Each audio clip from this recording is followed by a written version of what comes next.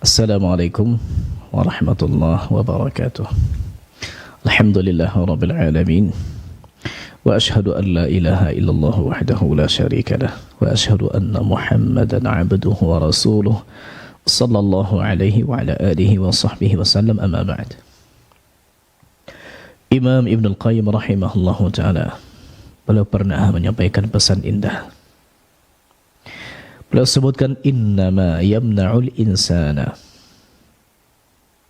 min ittiba'ir rasul syai'an. Sesungguhnya yang menghalangi seseorang mengikuti ajaran Rasul sallallahu alaihi wasallam adalah dua hal. Jangan sampai yang dua ni ada di kita. Yang pertama sekali, al-jahal, yaitu kebodohan. Karena tidak tahu protes. Karena kita tidak memiliki wawasan, lalu kita tidak senang. Yang kedua, ittiba'ul hawa, yaitu mengikuti hawa nafsu. Dan semoga Allah subhanahu wa ta'ala menjaga kita dari dua hal ini. Maka salah satu cara untuk menghilangkan kejahilan, begitu juga menghilangkan hawa nafsu yang akan mendominasi, adalah dengan kita belajar, dengan kita mencontoh, dengan kita meneladani generasi yang diridai oleh Allah Subhanahu wa taala. Maka di pembahasan ini masih kita sambung pembahasan bagaimana generasi pendahulu berinteraksi dengan Al-Quran, bagaimana mereka akrab dengan Quran, dan telah kita bahas banyak hal sebelum ini, termasuk bagaimana cara mereka membaca, bagaimana cara mereka melantunkan, bagaimana cara mereka mentajwidkan, bagaimana cara mereka menjaga hafalan. Kali ini insyaAllah ta'ala kita akan bahas lebih fokus kepada dua hal, yaitu masalah waktu dan masalah tempat. Yaitu masalah waktu dan masalah tempat. Bagaimana generasi pendahulu kita mengkondisikan diri mereka sehingga memang suasana keakraban mereka dengan Al-Quran tidak terganggu karena kebiasaan atau karena kesibukan, atau karena kurang tepat memilih waktu, atau kurang tepat memilih tempat. InsyaAllah ta'ala ini akan kita bahas di pertemuan kali ini. Secara umum kaedahnya adalah begini, disebutkan untuk waktu, wa amma 'anil waqtil munasibi lil hifzi fa huwa al waqtu alladhi yasfu fihi dhihnul insan 'anil syawaghili wal mukaddirat. Adapun waktu yang cocok, yang sesuai untuk menghafal, termasuk juga untuk membaca, ya, fokus, yaitu fahuwa al-waqtu alladhi yasfu fihi dhihnu al-insan, yaitu waktu di mana memang fikiran kita, otak kita itu sedang jernih sangat. Anis syawaghili wal mukaddirat, terjauh dari hal-hal yang menyibukkan atau hal-hal yang akan menodai atau mengotori. ولهذا فضل كثير من السلف حفظ الليل على حفظ النهار لأن الذهن فيه أصفى. Oleh kerana itu, banyak dari generasi salaf yang lebih mengutamakan menghafal di malam hari daripada menghafal di siang hari. Kenapa? لأن الذهن فيه أصفى, karena di malam hari otak kita, pikiran kita itu jauh lebih jernih, jauh lebih tenang. Wa aqdaru 'ala al-hifdh wal isti'ab, dan dia lebih mampu, lebih bisa untuk menghafal dan juga untuk merangkum, menguasai, merekam. Bi khilafin nahar haitsu kasratu asy-syawaghili wa mukhalatatu an-nasi wa dhaya'ul awqat. Beda dengan kondisi di siang hari di mana banyak kesibukan, kemudian banyak orang lain yang akan bergaul dengan kita, termasuk juga banyak waktu yang terbuang di siang hari. Ini kaedah umum. Tinggal nanti kita mencocokkan dengan diri kita di mana kira-kira kita yang lebih pasnya. Firman Allah Subhanahu wa taala di surah Al-Muzammil, Allah Subhanahu wa taala berfirman, ya ayyuhal muzammil qumil laila illa qalila nisfahu aw inqus minhu qalila aw zid alayhi wa rattilil qur'ana tartila. Inna sanulqi alayka qawlan thaqila inna nashi'atal layli hi ashaddu wata'an wa aqwamu qila. Inna nashi'atal layli, sesungguhnya pertengahan malam, asyaddu wata'an, itu lebih cepat masuknya, lebih dahsyat dan lebih lurus untuk ucapan. Ibnu Katsir rahimahullahu ta'ala, beliau tatkala menafsirkan ayat ini berkata begini, inna qiyamal layli huwa ashaddu muwata'atan bainal qalbi wal lisan wa ajma' ala tilawah wa ajma' lil khatiri fi ada'il qira'ati wa tafahhumiha min qiyamin nahar. Sesungguhnya qiyamul lail di malam hari itu lebih dahsyat, lebih cepat, lebih ampuh masuknya antara hati dan lisan. Muwata'atan, keserasian, kesesuaian antara hati dengan lisan. Lisan membaca, hati kita meresapi, fokus. Dan itu lebih membuat fokus membaca. Fikiran kita, unek-unek kita pun tatkala membaca itu lebih fokus, lebih bisa memahami dibanding dengan qiyam an-nahar. Li'annahu waqtu intisharin nasi wa laghatil aswati wa awqatil ma'ash. Karena siang hari adalah hari di mana manusia menyebar di muka bumi, bertebaran, kemudian juga suara bising, ditambah lagi dengan waktu lebih banyak digunakan untuk kehidupan dunia. Qala al-Khatib al-Baghdadi, berkata Khatib al-Baghdadi rahimahullahu ta'ala, i'lam anna lil-hifzi sa'atin yanbaghi idza arada at-tahaffuz an yura'iyaha. Ketahuilah bahasanya saat-saat atau waktu-waktu untuk menghafal. Pembahasan seperti ini beliau sampaikan karena memang orang dulu itu tidak ada yang hanya mengaji dengan lisan saja, mereka menghafal mereka. Bahwasanya waktu-waktu terbaik untuk menghafal bagi siapa yang ingin untuk memperhatikannya, lalu beliau sebutkan fa ajwadul awqatil asharu, waktu terbaik adalah al-asharu, yaitu di waktu-waktu sahur, berarti di sepertiga malam terakhir. Thumma ba'daha waqtu intisafin nahar, kemudian juga setelahnya adalah yaitu di pertengahan siang. Pertengahan siang ini di waktu-waktu seperti duha, ya sebelum zuhur, ini jam-jam 10-an. Ini bagus sekali untuk menghafal. Wa ba'daha al-ghadawat dun al-'ashiyat. Kemudian juga termasuk ya di pagi-pagi, ya dun al-'ashiyat, beda dengan kondisi yang di malam. Asyiyat ini seperti sore sudah mau ke maghrib begitu ya. Ya. Dan sebagian orang mungkin lebih pas baginya waktu antara maghrib dengan isya ketika tidak ada kajian.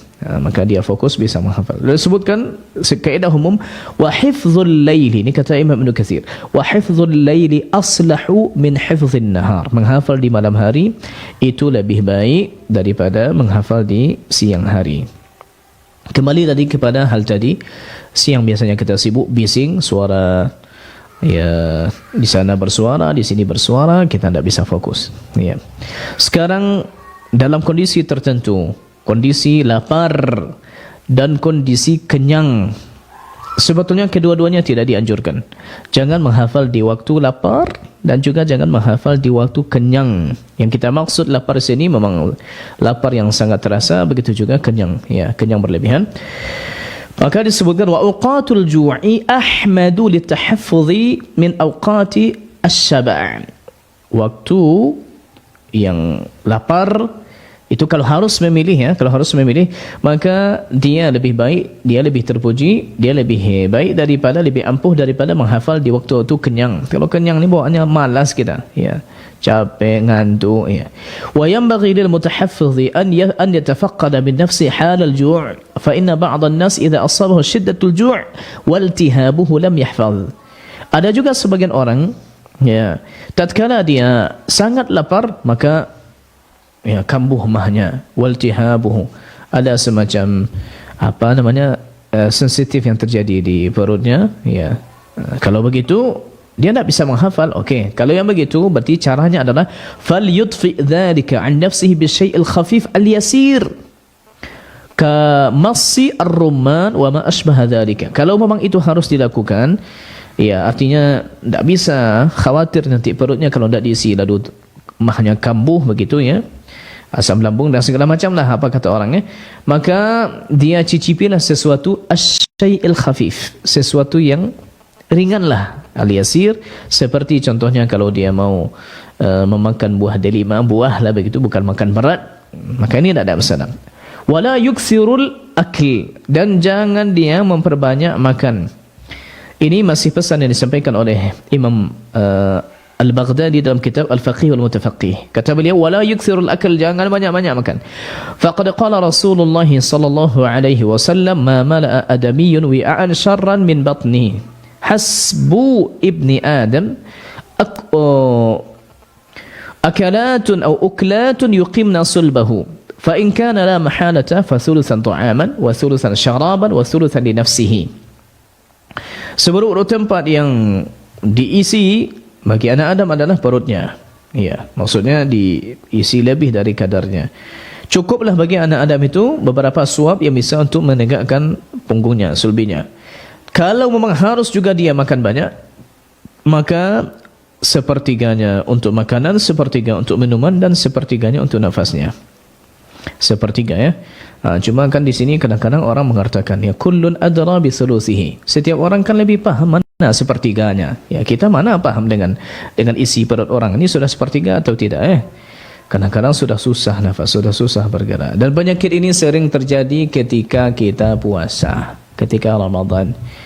Di siang hari kita ada kosong perut, lalu pas ketika berbuka itu balas dendam. Oh, tidak kuat lagi untuk pergi tarawih. Walaupun kuat pergi tarawih, dah ini urat-urat mata kita sudah lemah. Akhirnya yang salah jadinya imam. Padahal apa salahnya imam? Dia memang sudah bersiap-siap untuk jadi imam. Disalahkan imam terlalu panjang membaca. Sebetulnya memang kita yang tidak siap. Kita yang tidak siap. Ya, ada sebagian orang juga mengatakan waqila ajwadul awqat li hifzi al-ihsaru wa lil bahthi al-abkaru. Waktu terbaik untuk menghafal adalah waktu sahur, dan waktu terbaik untuk membahas, belajar, menelaah, meneliti adalah di waktu-waktu pagi sekali yang setelah salat subuh. Ini ada sebagian orang mengatakan begitu. Ini lebih kepada kembali kepada pribadi-pribadi kita. Tapi memang kalau kita mampu untuk bangun di malam hari sepertiga malam, anggaplah tidak usah terlalu ekstrim ya. Mungkin jam 3:30, karena sekarang subuh jam 5 kan ya. 3:30, jam 4 lah contohnya. Tapi kita rutinkan terus itu, Masya Allah. Akan ada sesuatu yang kita hasilkan kalau kita rutin. Akan ada sesuatu yang kita rutinkan. Dan kita dapati bahawa di pondok-pondok pesantren, apalagi di pesantren tahfiz, maka mereka memang sudah dibangunkan jauh-jauh sebelum jam 5, jam 3:30, jam 4. Jam 4 nanti dibangunkan lalu mereka menghafal. Nanti setelah subuh nanti menghafal lagi. Dilakukan itu selama 3 tahun, 4 tahun, khatam 30 juz. Masya Allah, Masya Allah, Masya Allah. Baik. Perhatikan hal-hal berikut. Ya, perhatikan hal-hal berikut. Yang pertama, yanbaghi ikhtiyaru ansabil awqat li hifdzil Qur'ani aw istizkarihi. Perlu telaten kita memilah dan memilih waktu yang paling tepat untuk menghafal dan memurajaahnya. Bihaitsu yakunu ajma'a lil qalbi wa ab'ada min asy-syaghilati wal mulhiyati wa tasarrufi fil hajat. Sehingga waktu itu lebih bisa memfokuskan hati jauh dari kesibukan hal-hal yang akan melalaikan kita, melenangkan kita. Ya, ini kita kembali kepada diri kita. Silakan lihat waktu kita yang lebih pas. Karena ada sebagian orang mungkin yang dia kerjanya di malam hari, atau ada sebagian orang yang memang dia sudah dinas, dia sudah siap-siap berdinas dari jam 3 subuh, tidak bisa dia. Maka silakan dilihat, mungkin cocok baginya waktu duha ya. Yang kedua yang penting juga adalah setelah memilih waktu, yaitu an yura'i al-qari'u tawzi'a awqat al-hifdhi wa ukhra al-istizkar al-mahfuz ala alla takuna mutatabi'ah. Alla takuna mutatabi'ah. Maksudnya begini, memang dipilih waktu, pandai dalam membagi waktu. Waktu menghafal kapan, waktu murajaah kapan. Waktu menghafal contohnya, saya menghafalnya subuh atau sebelum subuh. Nanti memurajaahnya setelah subuh. Atau contohnya waktu sebelum subuh dan setelah subuh menghafal, sore nanti memurajaah, siang nanti memurajaah, duha nanti memurajaah. Ini pakai pandai-pandai kita. Kalau nak, hafalan kita akan hilang, percayalah. Pernah menjadi penghafal Quran, alumni hafiz, maknanya ya sudah berpisah, tidak tahu lagi di mana. Yang ketiga yang perlu juga kita perhatikan, adamu ijhadin nafsi bi kathratil mudzakarah. Tidak memaksakan diri sehingga capek dengan terlalu banyak kita bermudzakarah. Ada sebagian orang yang memang dia masih butuh latihan. Dia masih butuh latihan untuk itu. Ya. Jadi tidak usah terlalu dipaksakan sehingga nanti kitanya yang sakit, kita yang capek. Faman yastamirru 'ala al-mudzakarati sa'atan kamilah, thumma yakhludu ila ar-raha li yutaha lil-maddati aw al-istiqrari awfaq mimman yaqra'u yawman kamilan fi shurudin dhihni. Fi shurudi dhihni disebutkan begini, ada orang yang dia memang mudzakarahnya, anggaplah contohnya dia murajaah, mengulang hafalan 1 jam, lalu setelahnya dia istirahat, dan lebih kokoh dia setelahnya, lebih bisa dia fokus setelahnya ketika dia istirahat. Beda dengan orang yang mungkin menghabiskan waktu memaksakannya sehari tapi setelah itu tidak fokus. Ya, karena bagaimanapun otak kita ni dia juga punya batas kefokusan, batas dia bisa untuk mencerna, menangkap, menyimpan. Fa'ad Abi Hurairah radhiyallahu anhu qala Rasulullah sallallahu alaihi wasallam, idza qama ahadukum min al-laili fasta'jama al-Qur'anu ala lisanihi falam yadri ma yaqulu falyataja'. Ini sabda Nabi kita sallallahu alaihi wasallam, hadis ini sahih Muslim. Jika salah seorang kalian melakukan qiyamul lail, salat dia, fasta'jamal Qur'anu ala lisanihi, maka mulai kesusahan lisannya untuk mengucapkan Quran. Ista'jam ini seakan-akan sudah asing Al-Quran baginya. Ya, karena tidak fokus. Ya. Yang akan dilakukan harusnya begini, falam yadri ma yaqul, dia tidak tahu apa lagi yang sudah dia sebut, tak hafal, ini sudah banyak salah-salah, falyataji', maka hendaklah dia berbaring. Maka tidak dipaksakan begini, tidak memaksakan diri.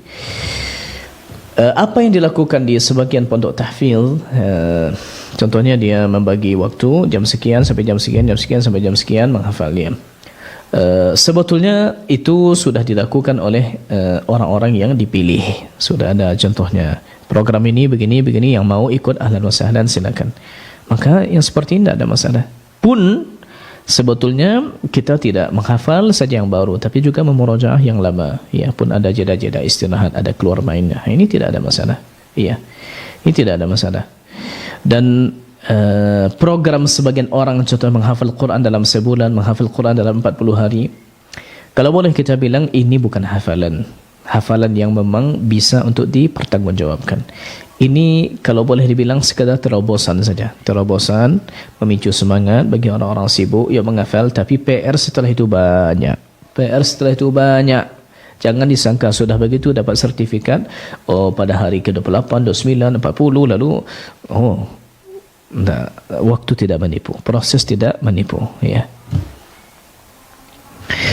Kemudian juga yang perlu diperhatikan, ya, disebutkan yuqayyimul qari tawazunan hakiman baina awqati amalihi wa huquqi ahlihi fayu'ti kulli dhi haqqin haqqahu min ghairi sarafin wala qatar.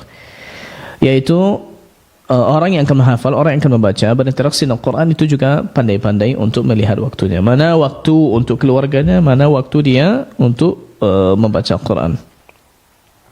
Kita tidak ingin nanti gara-gara begini maka terhalangi seseorang, terabaikan olehnya hak-hak. Maka itu jangan sampai. Taib. Maka silakan nanti kita pilih mana waktu yang lebih sesuai untuk kita. Tapi kita garis bawahi.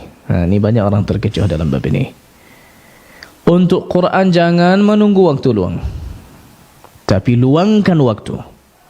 Diulangi, jangan menunggu waktu luang, luangkan waktu, karena memang kita tercipta untuk itu. Bukankah disebutkan dalam ayat surah Ar-Rahman, Ar-Rahman 'allamal Quran, setelahnya khalaqal insan.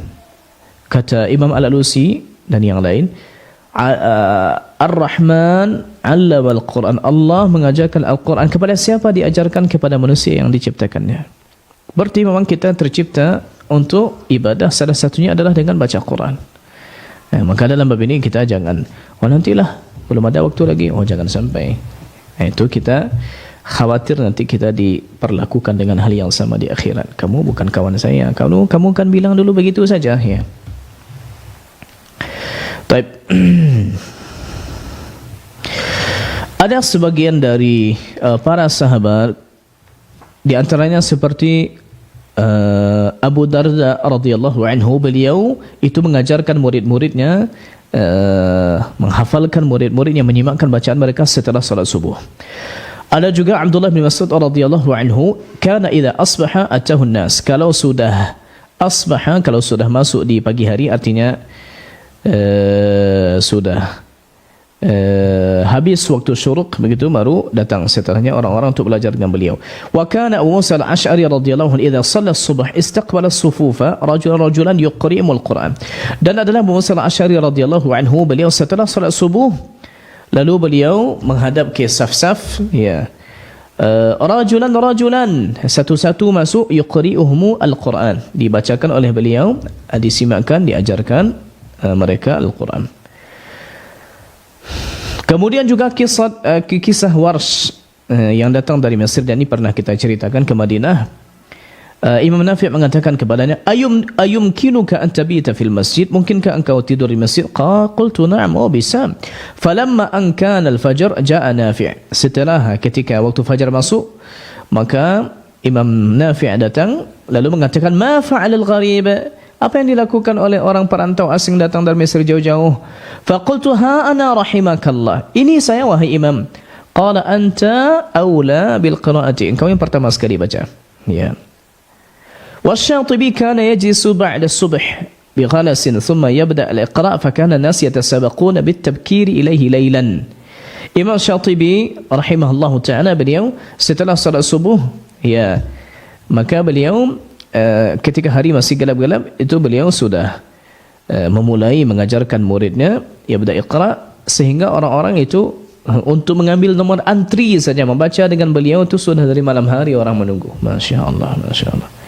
Ini kesungguhan luar biasa orang belajar, kesungguhan luar biasa. Sekarang malah terbalik, guru yang nelpon muridnya, di mana sekarang ini? Saya sudah sampai di masjid. Menunggu guru selama itu, baru setelahnya orang berdatangan. Nah, ada juga sebagian yang mengajarkan muridnya, ya, berarti di malam hari ini memfokuskan, berarti bagi muridnya menghafal di sebelum itu. Di antaranya adalah Muhammad bin Abdurrahman bin Ali bin Abil Hasan As-Sa'igh Al-Hanafi, wafat 776. Ada juga contohnya yang membacakan di malam hari, seperti contohnya Syekh Umar bin Al-Khaffaf Al-Qaisi.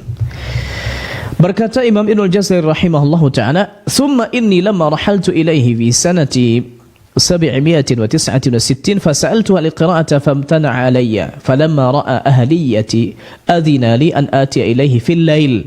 Kata Imam Ibnul Jazari rahimahullahu ta'ala, aku mendatanginya, yang dimaksud di sini adalah Imam Syekh Umar bin Khaffaf Al-Qaisi. Aku datangi beliau di tahun 769. Ini umur beliau yang mendatangi seorang guru hebat, guru besar ini, muridnya baru berumur 18 tahun. Imam Ibnul Jazari baru 18 tahun.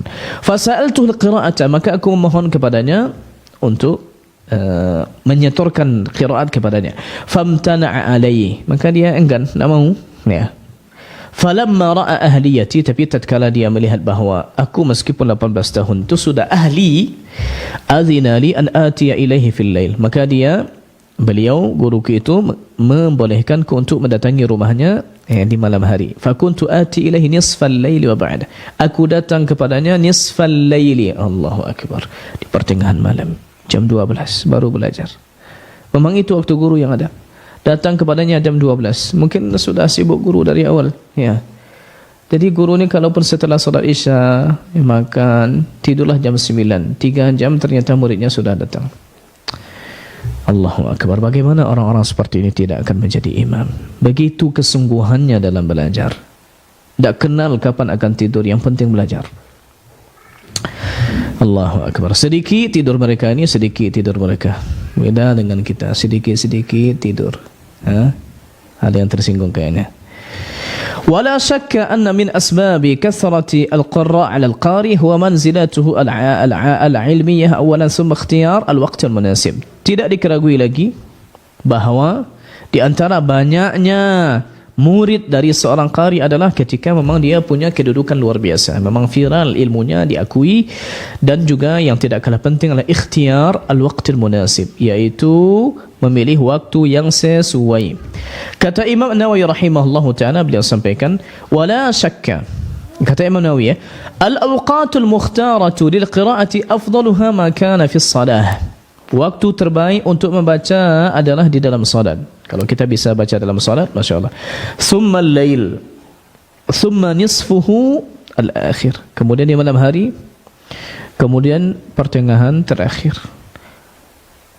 Wa hiya bain al-maghrib wal isya mahbubah. Antara salat maghrib dengan isya waktu yang juga dicintai. Wa afdalun nahar ba'da as-subh. Sebaik-baik siang hari, maksudnya ini sudah masuk waktu fajar, maka sebaik-baiknya dilakukan adalah ketika setelah salat subuh. Wala tukrahu fi syai'in min al-awqati lima'nan fiha. Artinya tidak ada satu pun yang dimakruhkan dari waktu, ya. Selagi memang itu cocok untuk kita, tidak ada. Jadi tidak ada waktu makruh baca Quran, tidak ada. Lalu ada sebagian riwayat yang menunjukkan bahawa setelah mempelajari Quran atau qiraat setelah asar, maka itu tidak pas, maka ini tidak benar. Ada sebagian orang berdalil dengan riwayat ini. Diriwayatkan dari Imam Ibnu Abi Dawud di kitab Mushaf, Masahif, dari Mu'adz bin Rifa'ah an masyayikhihi. Mu'adz bin Rifa'ah ini beliau dari Madinah, ya, termasuk juga generasi tabi'in. Disebutkan annahum karihul qira'ata ba'da al-'asr. Mereka tidak suka membaca Al-Quran itu setelah asar. Wa qalu huwa dirasatu Yahud. Dia merupakan ini waktu pembelajaran PBM-nya orang Yahudi. Lalu ditanggapi, fa ghairu maqbul wala asla lahu. Yang demikian itu tidak benar, kata Imam Nawawi. Tidak benar, tidak bisa diterima, tidak ada sama sekali dasarnya. Ini masalah waktu, maka pandai-pandailah kita, pandai-pandai kita mencari waktu, ya.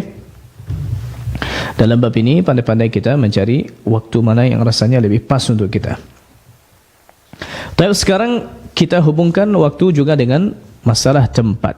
Di mana kira-kira tempat yang lebih bagus kita untuk menghafal? Maka tempat terbaik tentu adalah di tempat yang jauh dari hal-hal yang akan melalaikan kita. Tentu masjid. Tempat terbaik menghafal adalah masjid. Karena semua kita di sana tamu, tidak ada satu pun tuan rumah. Semua kita tamu Allah Subhanahu wa taala. Karena kalau kita kadang di rumah, kita mau hafal, tamu datang, tidak mungkin pula kita ada layani mereka. Maka tempat terbaik untuk menghafal adalah di sana, di masjid. Apalagi masjid penuh dengan rahmat Allah Subhanahu wa taala, dinaungi oleh malaikat. Kita lihat. Laisa lil iqra'i makan muhaddad. Tidak ada tempat mengajarkan Quran ini yang terbatas. Fal muqri yakhtaru lahu makanan yunasibu halahu. Orang yang akan mengajarkan Quran kepada muridnya, silakan ia cari tempat di mana yang lebih cocok untuknya. Termasuk juga qari. Wal qari'u yaqsidu al muqri'a fayaghtanim waqtahu fi ayyi makanin wajadahum. Dan murid itu memang ikut dengan gurunya, memanfaatkan waktu luangnya di tempat manapun dia dapatkan. Fi kulli makanin nadhif, di semua tempat yang bersih. Wa afdaluhul masjid, yang utama tentu masjid, sebagaimana sabda Nabi kita sallallahu alaihi wasallam, majtama'a qaumun fi baitin min buyutillah yatluna kitaballah wa yatadarasunahu bainahum. Yaitu tidak berkumpul satu kaum di rumah Allah Ta'ala, mereka baca kitab Allah, mereka tilawah, mereka tadarus sesama mereka, saling mengajarkan, PBM, ada yang mengajar, ada yang diajar. Illa nazalat alaihimus sakinah, kecuali akan turun kepada mereka ketenangan, sakinah. Wa ghasyiyahumur rahmah, mereka diliputi oleh rahmat. Wa haffathumul malaikah, mereka dinaungi oleh malaikat. Wa dzakarahumullahu fi man indah, Allah Subhanahu wa Ta'ala menyebut-nyebut mereka dengan sebutan kebanggaan di sisinya, maksudnya di dunia malaikat. Maka dimanapun tempat, insyaAllah ta'ala itu baik. Tapi masjid tentu lebih baik. Ya. Disebutkan oleh Imam An-Nawawi rahimahullahu taala, istahabba jama'atun min al-ulama'i al-qira'ata fil masjid likawnihi jami'an lin-nadhafati wa syarafil buqa'a. Banyak dari para ulama yang menganjurkan membaca di masjid karena masjid itu jami'an lin-nadhafah, karena mengumpulkan dia, pertama dia bersih, kemudian juga dia mulia. Ya, kita di sana duduk sambil i'tikaf dapat pahala. Kata Abu Musa al-Asy'ari radhiyallahu anhu, sebagaimana hadis di Mustadrak Imam Hakim, sanadnya disahihkan oleh Hakim dan disetujui oleh Imam Zahabi. Apa kata Abu Musa al-Asy'ari radhiyallahu anhu? Qala ta'allamna al-Qur'an fi hadzal masjid, yani Masjid al-Basrah, wa kunna najsu hilaqan. Kami belajar Quran di masjid ini, maksud Masjid Basrah, karena Abu Musa beliau menjadi gubernur di masa Umar bin Khattab radhiyallahu anhu di Basrah. Wa kunna najlisu hilaqan, dan kami duduk di masjid ini per halaqah. Ini ada halaqah ini, halaqah ini, halaqah ini. Guru besarnya Abu Musa, cuma nanti akan ada guru-guru kecil di tiang-tiang biasanya. Ya. Dan ada juga yang mengajarkan Quran di rumahnya, tidak ada masalah. Kalaupun tidak di masjid, di rumah tidak ada masalah pun. Ya, di sekolah tidak masalah. Seperti Abdullah bin Mas'ud radhiyallahu anhu, datang orang-orang belajar Quran dengan beliau di rumahnya, tidak ada masalah.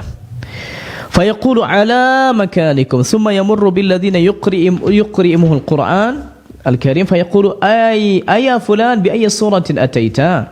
Wahai si fulan, surat apa yang sudah engkau hafal? Setoran sekarang ini surat apa? Ya, engkau datang dari rumahmu ke rumahku. Berarti di rumah, tidak ada masalah. Tidak ada pun masalah. Ya. Kemudian pondok-pondok tahfidz al-madaris wa durul Quran. Ini bagaimana sejarahnya dulu di pendirian pondok tahfidz ini? Disebutkan bada'at ta'sisu hadhil madaris fi muntasaf al-qarn ar-rabi' al-hijri. Jadi mulainya sekolah-sekolah tahfiz menghafal Quran dulu itu di abad ke-4 pertengahan, mungkin tahun 350-an Hijriah. Ala yadi al-muluki was-salatin wal-umara wa wulatihim. Itu didirikan oleh dengan perintah raja-raja, sultan-sultan, para amir, para wali-wali, mereka yang penguasa, wa azwajihim wa abnaihim wal ulama wal qudah wal musirin. Masya-Allah, jadi bergabunglah mereka semuanya, para ulama, para qadhi, termasuk orang-orang yang punya ekonomi yang baik, masya-Allah, yang ikut bantu nih berdonasi. Wa qad waqafa ulaika ala hadhihi madaris awqafan wafirah min al-amwal awqafa, yani mereka mewakafkan harta untuk pendirian sekolah ini, itu luar biasa, harta luar biasa. Ya, disebutkan فكانت تدر المال عليها وترغب الشيوخ وتراقب الشيوخ والطلاب في التعلم بها. Harta itu seperti curah saja di sana. Pun para guru-guru begitu juga para murid itu suka belajar di sana. Masya-Allah, tempatnya nyaman ya. Wa kana yudarrisu fiha al-Quran wal hadith wa ma yata'allaq bi وكان يدرس فيها القرآن والحديث وما يتعلق بالعلوم العربية وغيرها. Berarti bukan hanya sekadar Quran hadis saja, tapi juga ilmu Arabiah. Ya, miriplah dengan sekolah atau pondok pesantren sekarang ya. Mirip dengan pondok pesantren sekarang. Ya. Di Naisabur berarti daerah-daerah yang sekarang tan ya. Seperti Uzbekistan ya. Maka disebutkan itu sudah berdiri di pertengahan abad ke-4. Kemudian disebutkan Damaskus di Suria, tafarradat Dimashq min baini Baghdad al-Qahira wal Quds bisabqi ila ta'sis madaris khassa bil ulum.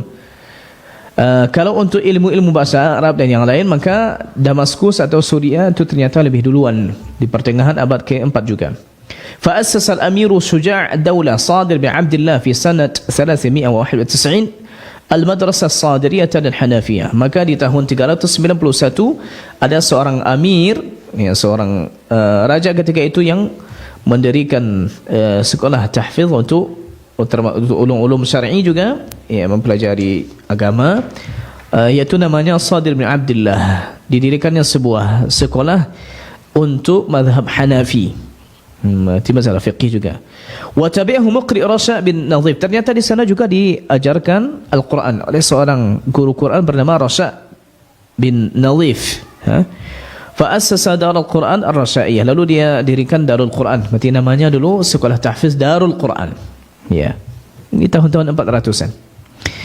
Lalu disebutkan, adapun di Kairo, wa fil Qahirati lam tu'assas al-madarisu illa fi zaman Salahuddin fi an-nisf ats-tsani min al-qarn as-sadis Hijri. Di pertengahan abad ke-6 di Mesir baru didirikan sekolah itu di zaman Salahuddin Al-Ayyubi. Berarti agak terlambat sedikit, mungkin terlambat 150 tahun dibandingkan Suria dan di Naisabur, ini di Mesir. Meskipun Mesir sekarang menjadi pusat ilmu, ya, orang Naisabur yang datang ke Mesir sekarang, yang Suria yang sekarang datang ke Mesir di Al-Azhar. Apalagi banyak guru-guru kita di sana, Masya Allah, masyayikh sunnah seperti Syekh Mustafa Al-Adawi, masyayikh yang lain yang Masya Allah keilmuannya luar biasa, ya. Dan yang baru meninggal kepada Syekh Abu Ishaq Al-Huwaini rahimahullah ta'ala. Termasuk juga untuk Quran, Masya Allah di Mesir, Masya Allah di Quran. Saya pernah bertemu dengan muqri Mesir yang sebelum Syekh Ahmad Isa Al-Mu'asarawi, itu Syekh Abdul Hakim Abdul Latif. Beliau pernah dulu mentashih atau membetulkan bacaan kita di salah satu studio di Mesir, yaitu Qanat Iqra. Kemudian juga qari-qari terkenal yang menjadi rujukan tajwid sampai sekarang ini, meskipun semua mereka sudah meninggal. Syekh Al-Husari, Muhammad Khalil Al-Husari, siapa lagi? Syekh Muhammad Siddiq Al-Minshawi, Abdul Basit Abdul Samad, Mahmud Ali Banda, Muhammad Rifat. Ini Masya Allah qari-qari yang meskipun mereka sudah hancur lebur mungkin, ya, di sana di alam kubur, tapi Allah Subhanahu wa taala tetap kekalkan mereka dengan suara-suara merdunya sampai sekarang ini. Masya Allah. Taib itu kalau kita membacanya di tempat-tempat yang memang tetap kita di sana, di masjid kah, di rumah kah, atau di sekolah tahfidz. Bolehkah kita membaca sambil jalan? Kita ingin membaca ini di jalan karena boleh jadi guru kita tidak punya waktu, atau kita ingin memurajaah sambil bawa motor, atau contohnya kita sambil jalan. Ada dua pendapat dalam bab ini, tapi yang benar adalah boleh membaca atau mengajarkan orang lain pun, ya, kita simak bacaan murid kita sambil jalan, tidak ada masalah. Disebutkan, wa kana Syekh Alamuddin As-Sakhawi rahimahullah ta'ala wa ghairuhu yuqri'una fit tariq. Syekh As-Sakhawi, begitu juga ulama-ulama yang lain, mereka juga sambil jalan itu menyimakkan bacaan muridnya. Wa rawa Ibnu Abi Dawud an Abi Darda radhiyallahu anhu kana yuqri'u fit tariq.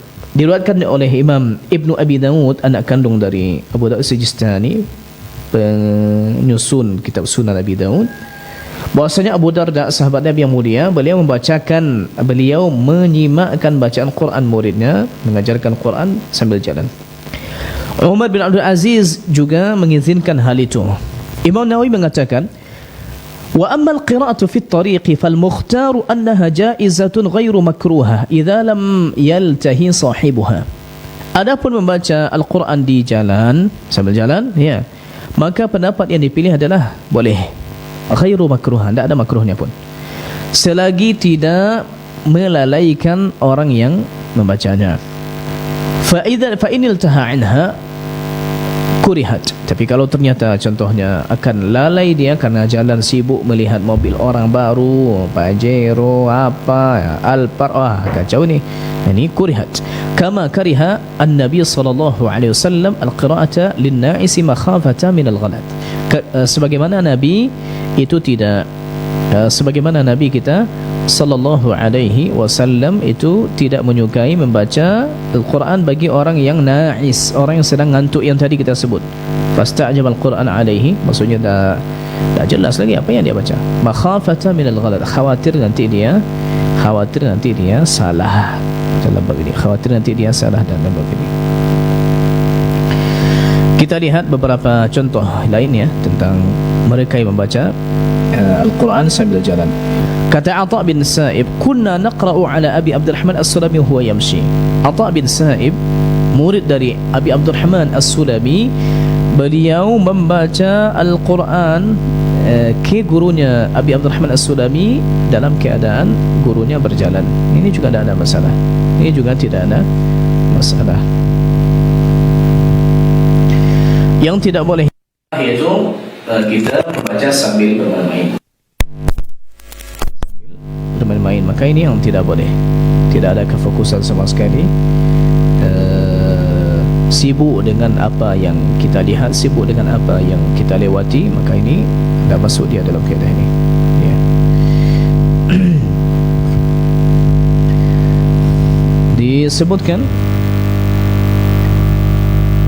dari Abdullah bin Abbas radhiyallahu berkata, "Bainama ana aqra'u al-Qur'ana min kitabillah azza wa jal wa ana amshi fi tariqin min turuqil Madinah fa idza ana bi rajulin yunadini min ba'di."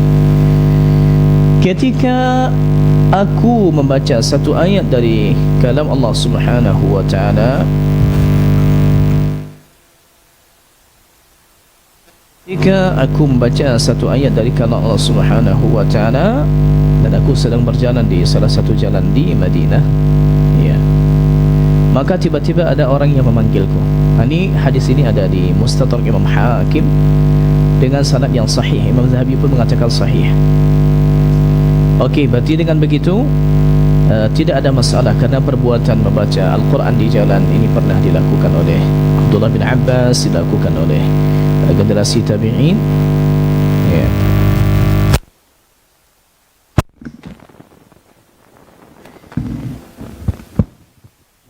Bismillah, sedikit lagi kita lanjutkan insyaallah taala.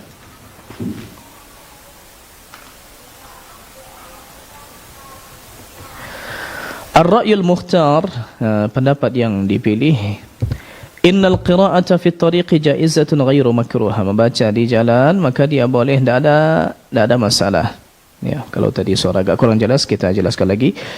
Annal qira'ata fi at-tariqi jaizatun ghairu makruha wa tuwajjah karahiyatul Imam Malik bin Anas bima wajahu Nawawi. Kalau ada contohnya riwayat yang dinukil dari Imam Malik bahwasanya kita sambil jalan tak boleh baca Quran, begitu kata Imam Malik, maka caranya adalah haitsu qala ghairu makruh idza lam yaltahi sahibuha. Kalau akan lalai jangan, ini makruh. Tapi kalau tidak ada masalah. Ya. Ya, berarti tidak ada masalah. Ini juga masya-Allah memanfaatkan waktu. Jadi di samping kaki kita bekerja, berjalan, kita juga masya-Allah mulut kita qomat kamit melafalkan ayat-ayat suci, masya-Allah, masya-Allah.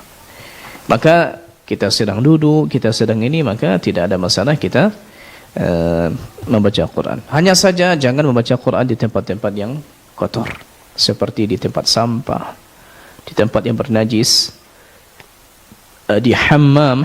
Kalau hammam yang dulu itu adalah tempat mandi orang, ya, tempat-tempat orang membuka aurat.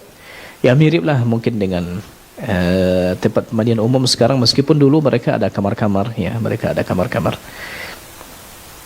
Maka ini tidak dilakukan di tempat-tempat itu, khawatir nanti menghinakan Al-Quran, ya. Taib, jemaah yang Allah muliakan, berarti untuk masalah waktu dan juga masalah tempat, masalahnya lapang, ya, selagi waktu itu insya-Allah taala cocok untuk kita lebih fokus lakukan, dan tidak ada waktu terlarang, dan sama dengan salat. Begitu juga tempat, sebagaimana juga telah kita sampaikan bahawa boleh kita membaca Quran di tempat manapun, bahkan sambil berbaring pun tidak ada masalah. Kita capek contohnya duduk sambil berbaring kita baca, sambil berbaring kita menyimak, tidak ada masalah. Karena Nabi membaca Al-Quran juga sambil berbaring di pangkuan Ibunda Aisyah radhiyallahu anha, dan beliau sedang haid. Ya, berarti tidak ada masalah. Disebutkan dalam sabdanya, hadis ini ada di Musnad Imam Ahmad dan yang lain, kullul ardi masjidun wa tahurun illa al-maqbar wal hammam. Setiap bumi itu bisa menjadi tempat sujud dan suci kecuali kubur dan hammam.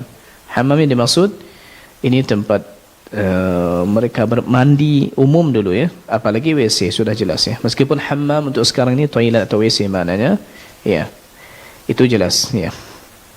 Dan kita juga mendapati bahawa para ulama terdahulu mereka sambil mengangkat senjata pun ketika perang, sambil berjaga-jaga di perbatasan, maka mereka pun masya-Allah baca Quran. Kata Imam Ibn Juzari rahimahullahu taala, bahkan kata Syekhul Islam Ibn Taimiyah, kata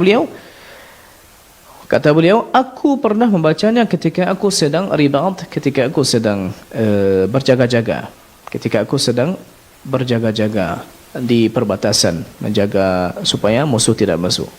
Jadi Masya Allah, di sini kita lihat bahawa memang mereka subhanallah tidak mengenal waktu, tidak mengenal tempat. Yang kita maksud tidak mengenal waktu, tidak mengenal tempat, bukan mereka menyamakan saja semua tempat, tidak. Tapi yang dimaksud di sini mereka subhanallah sangat rutin berkesinambungan baca Quran sehingga sedang jalan pun baca. Alladzina yadhkuruna Allah qiyaman wa qu'udan wa 'ala junubihim. Memang mereka berzikir sedang berdiri, sedang duduk, sedang berbaring, Masya Allah.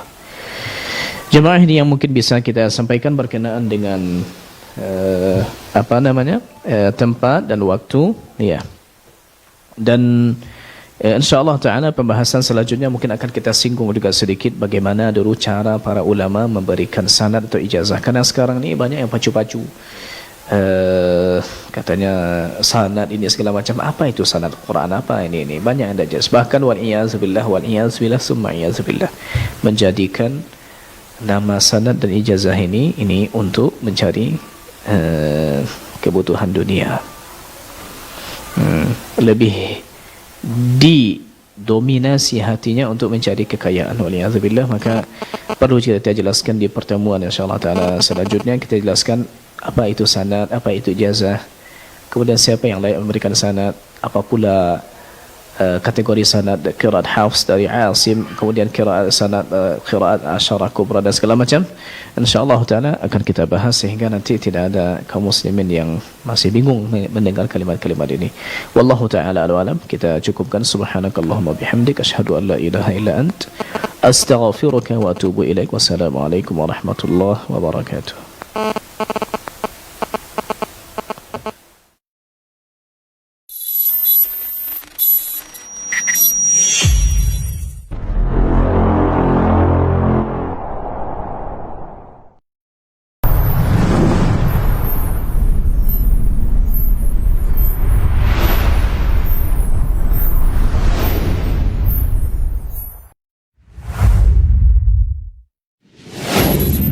Assalamualaikum warahmatullahi wabarakatuh. Saudara-saudariku para pemirsa Sil TV.